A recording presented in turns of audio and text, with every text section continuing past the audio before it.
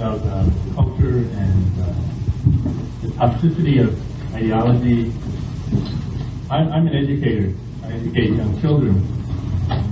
And I'd just like you to address what we can do, or what your ideas about what society can do so that we don't have to undo it at some point. I mean, most of us here had to kind of undo what we went through as children in public education anyway, so that we could at least come to some level of awareness or peacefulness within ourselves. Where's the positive side of it? Where's your...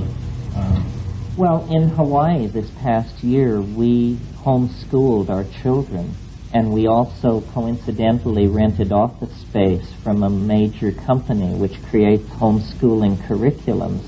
And on their letterhead, they had the motto, "You are your child's best teacher." And we found out how hard it is to live up to that ideal.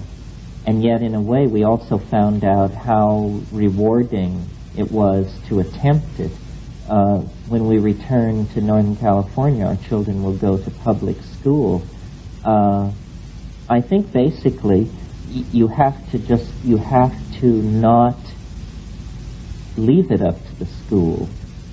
You have to check in on what's going on and input into the process. I don't feel that I can give a very deep answer to this. I think it's one of the most perplexing problems.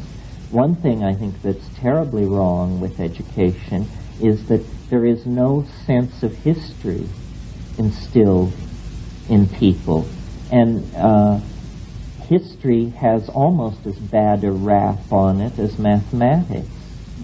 And yet these are the two modes of thought which I think would do the most to anchor us, because they both are about different forms of grounding.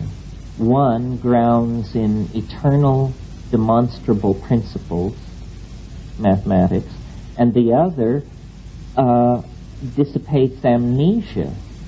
It's a very weird thing that somebody can't tell you, isn't quite clear on whether event X happened in the 13th or the 16th century. I mean, after all, 13th, 16th, 19th. How would you like to be, so imprecisely perceived in somebody's mind that they couldn't get within 300 years of where you lived and died? So the lack of a sense of history makes us really prey to manipulation.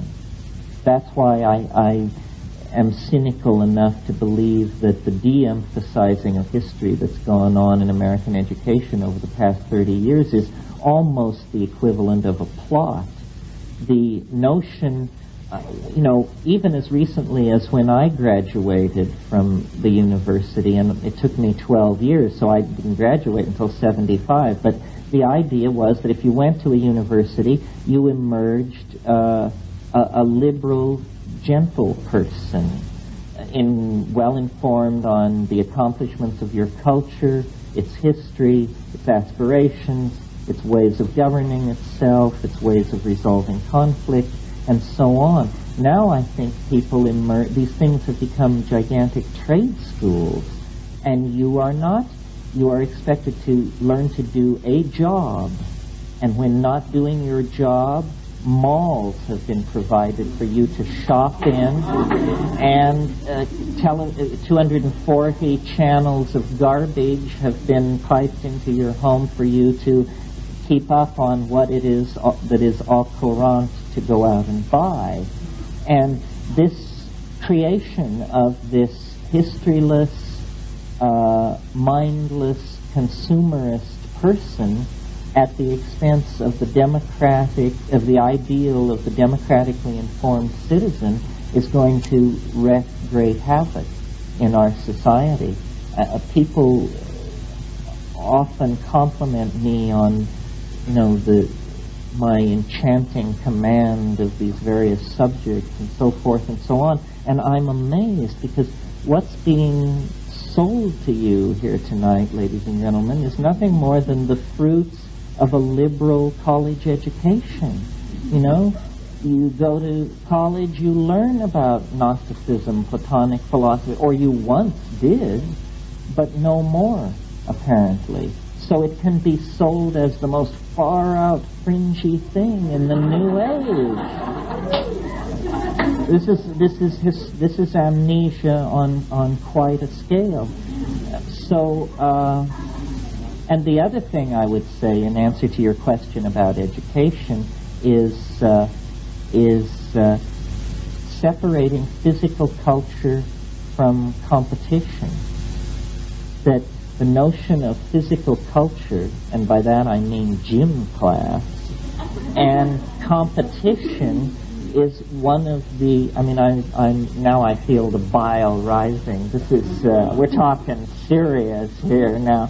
But saving people from the grief of PE is, I think, a major way to heal the culture. When we were living in Hawaii, Kat asked our son, how did he think of himself? And he said he thought of himself as an artist and an athlete. And I thought that this was just an amazing breakthrough, because I thought of myself as, a sort of 95-pound weakling. And the notion that my son could be physically just like I was at his age, and yet conceive of himself as an athlete and have this balanced view of art, athlete, junior scientist, and so forth, meant we must be doing something right. And what it is stressing physical culture, being in the ocean, hiking, running, skateboarding, biking, all these things, without the notion of males crashing against each other for the purposes of racking up points with females and elders to lay the groundwork for the whole imposition of the alpha male primate hierarchy that makes society such a mess. So that's that for education.